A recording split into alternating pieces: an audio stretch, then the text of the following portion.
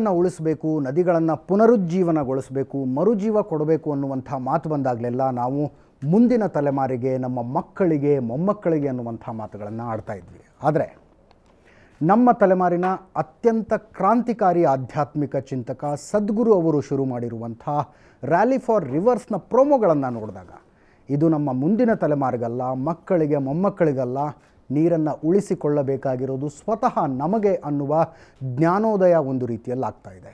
ಈ ವಿಷಯದ ಬಗ್ಗೆ ಮಾತನಾಡೋದಕ್ಕೆ ಸ್ವತಃ ಸದ್ಗುರು ಅವರು ಇವತ್ತು ನಮ್ಮ ಜೊತೆಗಿದ್ದಾರೆ. ನಮಸ್ತೆ. ನಮಸ್ಕಾರ.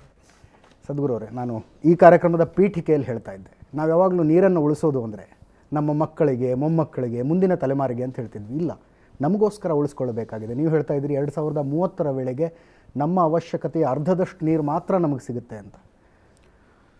ಬಹಳ ಆಘಾತಕಾರಿಯಾದಂಥ ಸತ್ಯಗಳನ್ನು ಹೇಳ್ತಾ ಇದ್ದೀರಿ ಈ ರ್ಯಾಲಿಯಲ್ಲಿ ನೀವು. ನಮ್ಮ ದೇಶದಲ್ಲಿ ಈ ಥರ ಒಂದು ಪ್ರಾಬ್ಲಮ್ ಇದೆ. ಏನಂದರೆ, ಯಾವುದೇ ಸಮಸ್ಯೆ ಬಂದರೂ ಕಣ್ಣು ಮುಚ್ಕೊಂಡು ಕೂತ್ಕೊಂಡ್ಬಿಟ್ರೆ ಹೋಗ್ಬಿಡುತ್ತೆ ಅಂತ. ಎಲ್ಲ ಸಮಸ್ಯೆಗಳು ಆಗ ಹೋಗಲ್ಲ. ಕಣ್ಣು ಮುಚ್ಕೊಂಡು ಕೂತ್ಕೊಂಡ್ರೆ ನಾವೇ ಹೋಗ್ಬಿಡ್ತೀವಿ. ಇದಕ್ಕೆ ಏನು ಮಾಡಬೇಕು ಅದು ಮಾಡಿದ್ರೇ ಅದರಲ್ಲಿ ಸಮಸ್ಯೆಗೆ ಒಂದು ಉತ್ತರ. ಇಲ್ಲ ಅಂದರೆ ಸಮಸ್ಯೆ ಹೋಗಲ್ಲ. ಹಾಗೆ ಅಲ್ಲ, ಬಹಳ ಆಶ್ಚರ್ಯ ಅಂದರೆ ನಮ್ಮ ದೇಶದಲ್ಲಿ ನದಿಗಳನ್ನು ಉಳಿಸಿ ಅನ್ನೋ ಹೋರಾಟದ ಅವಶ್ಯಕತೆ ಬರುತ್ತೆ. ಯಾಕಂದರೆ ನಮ್ಮ ಜೀವನ ಸಂಪೂರ್ಣವಾಗಿ ನದಿಗಳ ಜೊತೆ ಅಂಟ್ಕೊಂಡಿರುವಂಥದ್ದು, ನಮ್ಮ ಧರ್ಮ ನದಿಗಳ ಜೊತೆ ಬೆಸೆದುಕೊಂಡಿರುವಂಥದ್ದು, ಆಧ್ಯಾತ್ಮ ನದಿಗಳ ಜೊತೆ ಬೆಸೆದುಕೊಂಡಿರುವಂಥದ್ದು. ದಿನ ಬೆಳಗ್ಗೆದ್ದು ನದಿಗಳ ಹೆಸರು ಹೇಳಿ ನಾವು ಜೀವನ ಶುರು ಮಾಡುವಂಥ ಜನ. ನಮ್ಮಲ್ಲೇ ನದಿಗಳನ್ನು ಉಳಿಸಿ ಅನ್ನೋ ಹೋರಾಟ ಆರಂಭಿಸಬೇಕಾದ ಅನಿವಾರ್ಯತೆ ಬರುತ್ತೆ ಅಂದರೆ.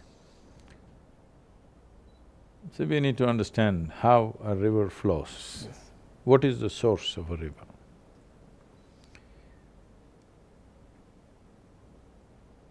There are two types of rivers in the world.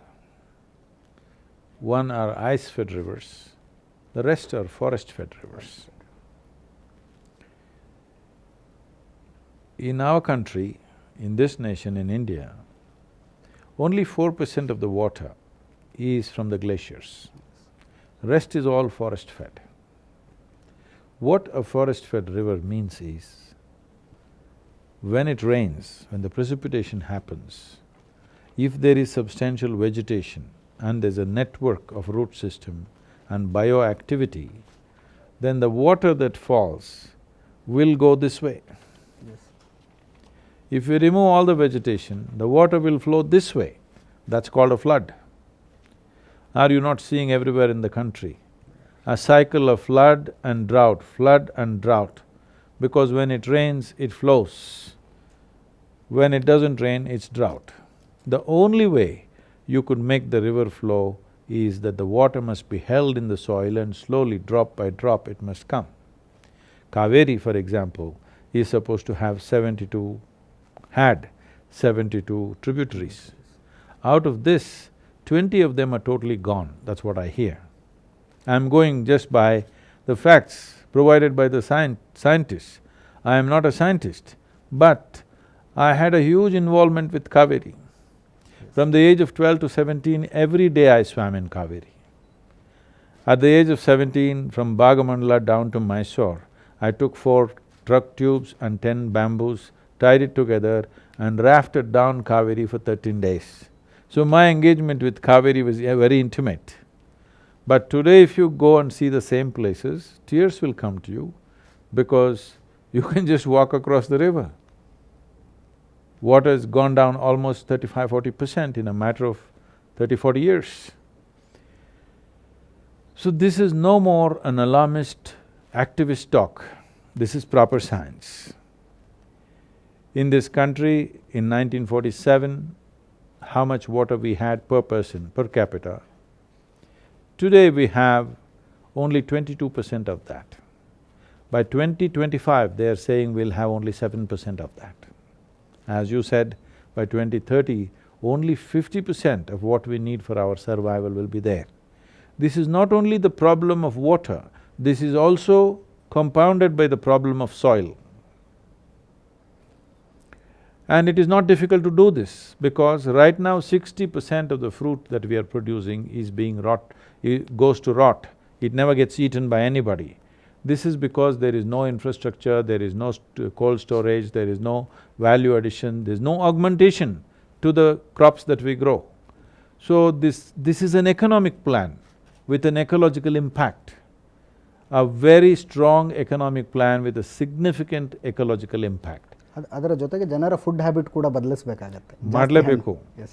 See, as far away as when Megasthenes came to India, when Yuan Sen came to India from China, and when Kautilya wrote, all of them have noted Indian people ate an unusual level of fruit diet.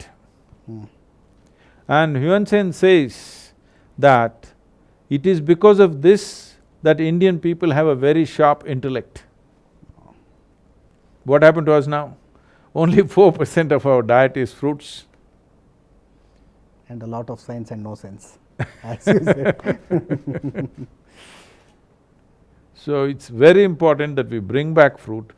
There is substantial scientific evidence to show this to you, that if 30% of our diet becomes fruit, 40% of the medical bills will come down for individual and for the nation. And people will not go to the doctor, they will not get sick as often as they're doing right now, which will make a huge difference. So we are trying to bring this in the corporate sector to start with.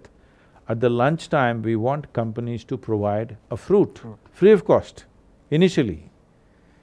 Let people eat and you will see the number of days that they take sick leave will go down considerably.